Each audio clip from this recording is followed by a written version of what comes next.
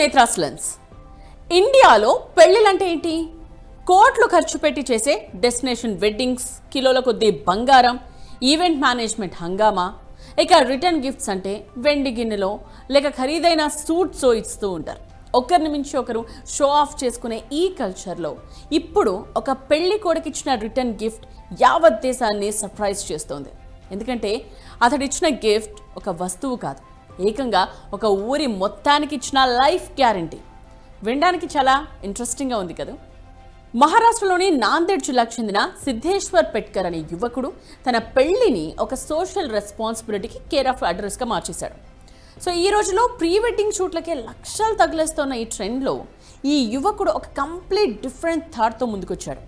తన పెళ్లికి వచ్చిన వాళ్ళకి కాదు, ఏకంగా తన ఊళ్ళో ఉన్న 3,465 మంది గ్రామస్తులందరికీ ఒక్కొక్కరికి ₹1,00,000 చొప్పున యాక్సిడెంట్ ఇన్సూరెన్స్ను రిటర్న్ గిఫ్ట్గా అందించాడు.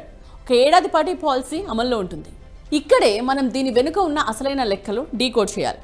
3,465 మందికి ₹1,00,000 చొప్పున కవరేజ్ అంటే దాదాపుగా 33,60,00,000 ఫినాన్షియల్ ప్రొటెక్షన్ ఆ ఊరికి లభించినట్టు.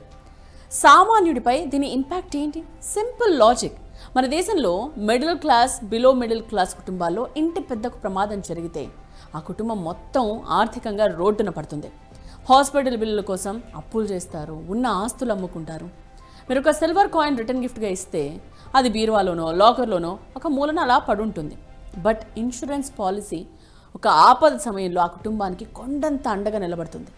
వస్తువు కన్నా భద్రత మిన్న అని ప్రాక్టికల్గా ప్రూవ్ చేశాడు ఆ పెళ్లి కొడుకు.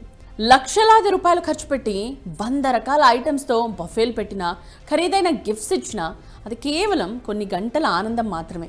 దానివల్ల ఈవెంట్ మేనేజర్స్, టెంట్ హౌస్ వాళ్ళు, లేకపోతే జ్యువెలరీ షాప్ల వాళ్ళు మాత్రమే బాగుపడతారు.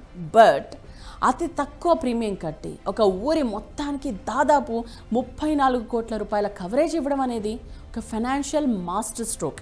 ఒక గ్రామంలో అందరికీ ఇన్సూరెన్స్ ఉంటే హెల్త్ ఎమర్జెన్సీ వచ్చినా సరే ఆ ఊరి మైక్రో ఎకానమీ ఎంత స్ట్రాంగ్గా నిలబడుతుందో ఆలోచించండి.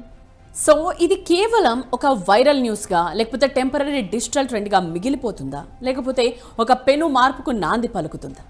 సో ఇండియాలో ఏటా వేలాది కోట్లు బిగ్ ఫ్యాట్ వెడ్డింగ్స్ పేరుతో వృధా అయిపోతూనే ఉన్నాయి. ఆ ఖర్చులో కేవలం ఒక 10% ఇలాంటి సోషల్ సెక్యూరిటీ స్కీమ్స్ వైపు మళ్లిస్తే రేపటి రోజున ప్రభుత్వాలు కూడా చేయలేని స్థాయిలో గ్రామీణ భారతదేశంలో ఇన్సూరెన్స్ సెక్టర్ ఒక రేంజ్లో పెరుగుతుంది.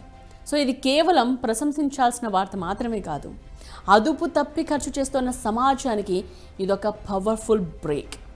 సో ఫైనలీ ఇదొక వెరైటీ రిటర్న్ గిఫ్ట్లా కనిపించినా దీని వెనుక ఉన్న అసలు టార్గెట్ సామాన్యుడికి ఒక ఫైనాన్షియల్ అవేర్నెస్ క్రియేట్ చేయడం.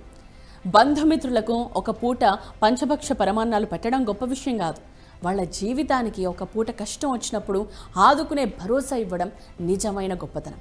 ఫైనాన్షియల్ సెక్యూరిటీని మించిన సెలబ్రేషన్ మరొకటి లేదు. ఏమంటారు? ఇది వాళ్ళ నేత్రాస్ లెన్స్. నేత్ర.